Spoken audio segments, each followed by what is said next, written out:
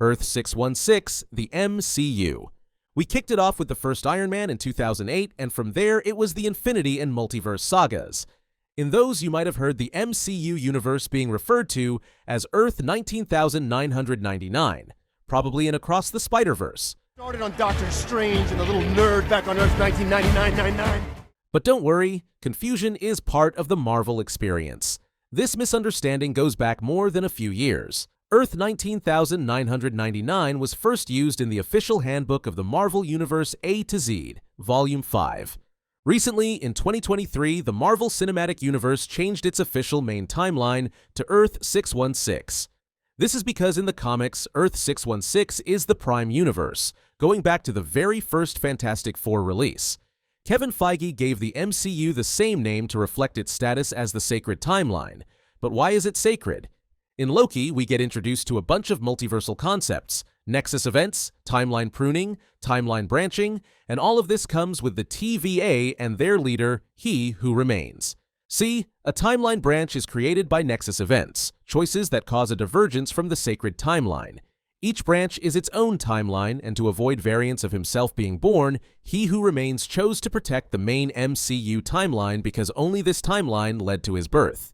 Basically, this guy really wants to be unique. This is the job of the entire TVA, and it does this by pruning any nexus events so that the timeline follows a tight script that ensures his birth. So, one new timeline per nexus event, right? Please, when has this multiverse ever been simple? It depends on the event itself. For example, the time heist in Avengers Endgame created many different timelines. We can't say for sure how many, especially since the team tried to make up for it by returning the stones to their rightful timelines, but we get to see a few of the consequences. One of these was the timeline where Loki managed to escape from New York. Remember him crash landing into a desert and being arrested for crimes against the sacred timeline? Thanos bailing on his own timeline with 2014 Nebula is one branch right there. And then there's Gamora. She came forward too, fought against Thanos in the final battle, but instead of sticking around with the Avengers, she slipped away and eventually ended up running with the Ravagers. And, of course, Steve. He went back, returned the stones, and then made the call to branch off his own timeline so he could finally have that dance and a whole life with Peggy Carter. Honestly, out of all the timeline breaks, his is the one you can't really blame. Wouldn't you do the same? Earth 10,005 is the home of Fox's X-Men films. But after Logan, this universe was left on thin ice. Why? Because its anchor, Wolverine, died when he sacrificed himself to save his biological clone, Laura, better known as X-23. Not sure what any of that means? Don't worry. With phases 5 and 6 in full swing, you're not alone. That's exactly what we're here to break down. In the film, the Fox X-Men universe, Earth 10,005, is revealed to be slowly collapsing because its anchor being, Wolverine, died in Logan. According to the TVA, without that stabilizing presence, a universe begins to fade. Thanks to Deadpool and Wolverine's efforts, including destroying the Time Ripper device, the timeline is saved from immediate destruction, though it remains unclear whether Wolverine truly takes over as the new anchor being or simply helps avert the crisis. It's one of the messiest timelines Marvel's ever dealt with, full of soft reboots and alternate possibilities. Just look at Deadpool's antics, like when he shoots himself in the head in that infamous post-credits scene. The multiverse is littered with alternate Deadpool realities, some canon to the comics, others just meta-jokes, and the TVA has pruned plenty of them. And speaking of pruning, ever wonder what that really means? Basically, you get dumped into a sad little wasteland at the end of time called the Void. The Void. Everything the TVA gets rid of ends up here. It's a dumping ground for everything that doesn't belong in the sacred timeline. We see a lot of past films that got axed or concepts that didn't work here. Earth 26320's Blade, Chris Evans' Human Torch from the 2000s Fantastic Four, and Elektra from the 2003 Daredevil movie. When the TVA prunes someone, they're not erased from existence. They're sent here. And this place is controlled by Alioth, a massive storm-like creature that feeds on time and energy itself. Nothing escapes it, unless it's meant to. In Loki, this is where we meet the other Loki variants. Classic Loki, Kid Loki, Boastful Loki, even Alligator Loki. Each one represents a life the sacred timeline wasn't supposed to have. And hiding beyond the clouds of the void lies He Who Remains Citadel, the true end of time. That's the TVA's biggest secret. These maniacs were actually feeding entire timelines to some eldritch freak. The Void is pretty whack because if you think about it, every deleted world still exists somewhere in there, frozen in the Void. As sad as that sounds, it didn't really matter because for the longest time, fans thought whatever got sent to the Void stayed there for good. At least until Deadpool and Wolverine. Those two got sent to the Void, but they got escorted out by the TVA themselves. Sony's Spider-Man universe, Earth 688B. Meanwhile, on Sony's side of the multiverse, we get to see Marvel's take on vampires, gooey aliens, and dark gods, namely Null, who ended up creating the symbiotes we see in the Venom films. That includes Riot, Carnage, and Venom, but more on that later. Right now, let's fast forward to Cassandra Webb. The Madame Web films in the SSU showed us the web of life and destiny, a concept from the comics that works as a cosmic network of fate tying spider people together. There's not much to say about this film because it's a pretty disconnected and, well, a bad film that sets up broad, big concepts, but none of those really tie into or affect the later films. Most of the juicy bits come from the Venom films. It's here we see fan-favorite characters like Riot, Cletus Cassidy, Carnage, and of course, our main man, Eddie Brock. Let's talk about the elephant in the room, though. Sony's Spider-Man universe doesn't really have a Spider-Man. I mean, we have Spider-Man graffiti, but no Spidey. And that was also just trailer footage that didn't make it into Morbius. One can only hope we get to see him soon, since it's pretty clear he's had an active career in the verse. Hopefully, in a Venom project. The closest we ever got to the two meeting was when Eddie Brock and Venom briefly went to the MCU's Earth 616, but before they could get a chance to meet, the two got pulled back to their universe. Fortunately, they left a small piece of the symbiote in the MCU verse, but who knows when that bomb will go off. We also saw the Spot from the Spider-Verse movies appear for a tiny cameo. And speaking of spiders, you're acting like weird stuff like this happens to you all the time. Earth 96283, the Raimiverse. This is probably the most recognizable stuff outside of the mainline Marvel movies. The home of the Raimi trilogy, this universe shows us a pretty unique version of Spider-Man. He's older, he's wiser. For once, it seems like Peter Parker actually has a grip on the whole hero thing. Plus, he eventually has a functioning relationship with Mary Jane. Also, one thing about him, this guy is the only Spider-Man who has organic webbing. He's basically the hot cheerleader in No Way Home. From the first Spidey with Willem Dafoe's Green Goblin to the iconic Venom/Sandman showdown in 3, this put Spider-Man on the map, sure, but it also showed Marvel the stories of the comics had a place on the global stage, that a connected storyline could work. Even the X-Men films were an attempt at that, but they didn't have the Hall of Fame success the Raimi line pulled in, and it paved the way for the next Spider-Man, Andrew Garfield.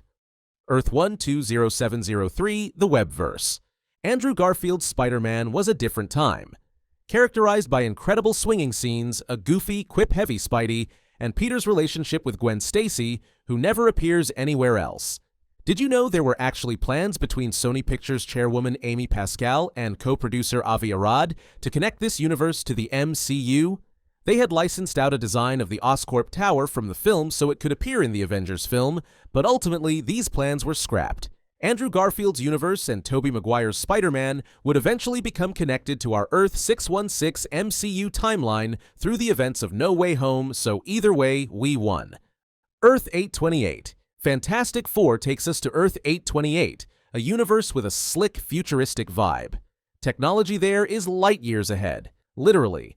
Faster-than-light ships aren't even groundbreaking anymore, they're just part of everyday life. But the real surprise? On this Earth, the Fantastic Four aren't just the first heroes. They're the only heroes. You have more beings, for sure, like the people of Subterranea Underground and Red Ghost and his super apes, but honestly, everyone in the verse seems pretty chill with these things. This Earth is honestly really different from things we've seen before. Beyond just the retro, futuristic look of the world, it embraces the wonders of space. You see people being more curious than terrified of what they don't know. Here, the Fantastic Four is also constantly expanding the limits of what's possible, both through their work as explorers and as scientists.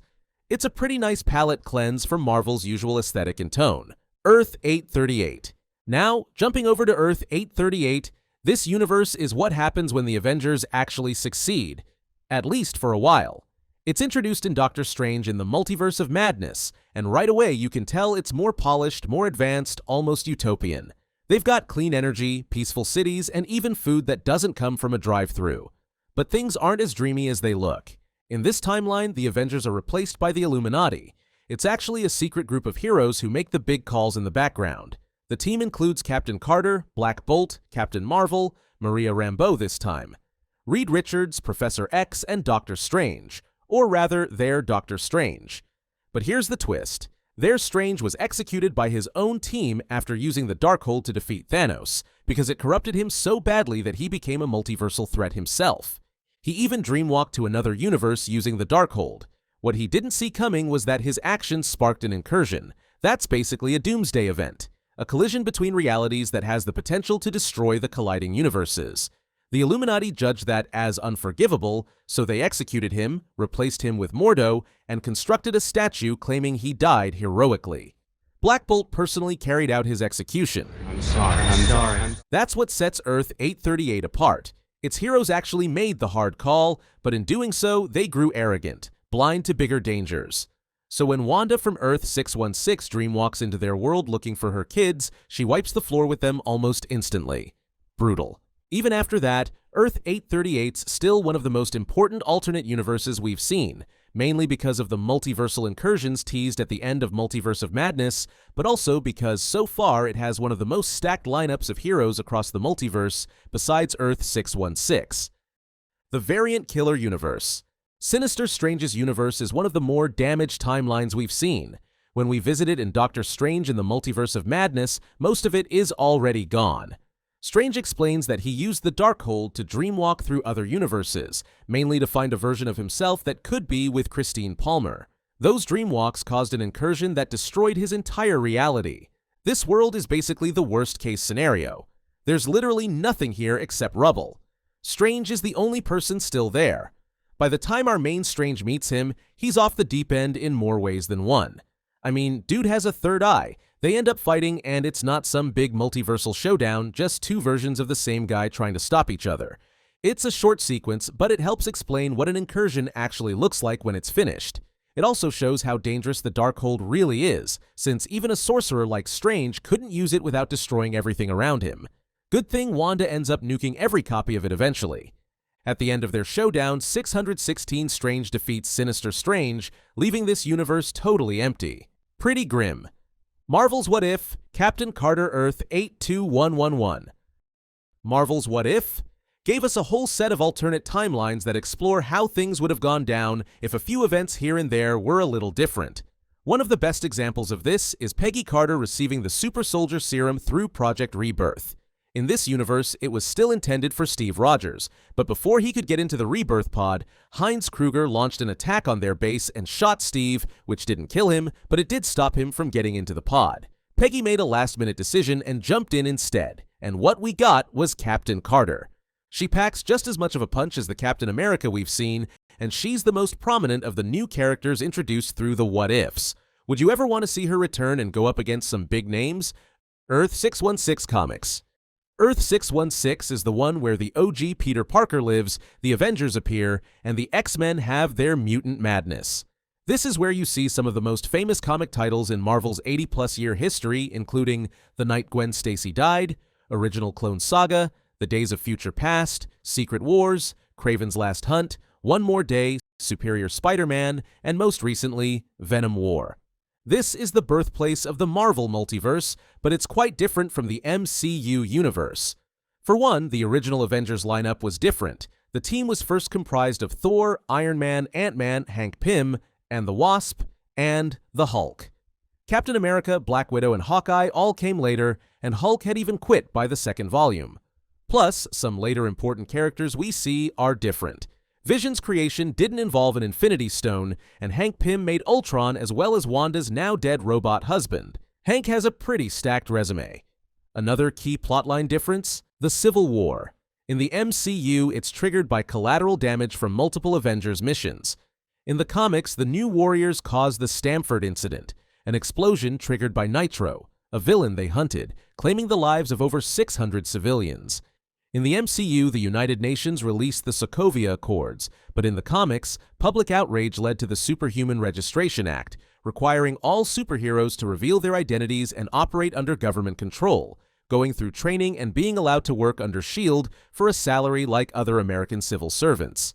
Peter Parker even unmasks himself as Spider-Man to support registration, but later on goes over to Captain America's side after witnessing how the government is exploiting heroes. Civil War was drastically different in the main continuity. In the comics, Peter Quill's celestial father, Ego the Living Planet, isn't actually his father. He's the son of Jason of Spartax, an alien conqueror. Ego himself is pretty different, being an actual living planet with a face. Yeah, so remember how I said Marvel men keep ruining universes for romance? So Thanos, let's talk about him. Big, misguided guy, right? Just wants to preserve the universe's resources. That's a pretty complex objective, but in the comics, Thanos doesn't have any grand intentions. He's just an evil simp. He essentially destroyed half of the life in the universe to win the love of Marvel's embodiment of death. Yes, you heard that right. Hulk's character arc on planet Sakaar was also loosely based on the Planet Hulk storyline, but that story in the comics was a lot more Hulk-centric. It spanned several issues and was filled with heavy action. Plus, the Hulk didn't accidentally end up on Sakaar, he was exiled by the Illuminati. It was pretty brief in Thor Ragnarok, but in Earth 616, Planet Hulk is a key event. Marvel's What If, Ravager T'Challa. In this alternate universe, Yondu's crew was sent to Earth to pick up Peter Quill, but instead they accidentally kidnapped a young T'Challa from Wakanda. He ended up growing up among the Ravagers and, over the years, became their version of Star-Lord. And I'm not gonna lie, he's kind of way better at it. T'Challa's leadership turned the Ravagers into something completely different from what they were in the main timeline. Instead of being thieves and smugglers, they became more like galactic do-gooders. His influence reached far across the galaxy, even convincing Thanos to give up on his plan to wipe out half of all life and join their crew instead. +1 for the power of friendship. The story follows them as they go on a heist to steal the embers of Genesis, a powerful substance that can terraform entire planets. Along the way, T'Challa runs into Collector, who's taken over as one of the galaxy's main villains in this timeline. After stopping him, T'Challa eventually reunites with his family in Wakanda, who had been searching for him for years. Out of all the universes shown in What If, this one's one of the few that doesn't end in tragedy. The galaxy's in better shape, Thanos is redeemed, and Star-Lord T'Challa actually managed to make the universe a kinder place. Infinity Ultron. In one branch of the multiverse, Ultron actually wins. After uploading his consciousness into Vision's body and collecting all 6 Infinity Stones, he wipes out most of life across the universe, including Thanos, and even becomes aware of the Watcher himself. Ultron breaks through the barriers of reality and begins attacking other universes, threatening the entire multiverse.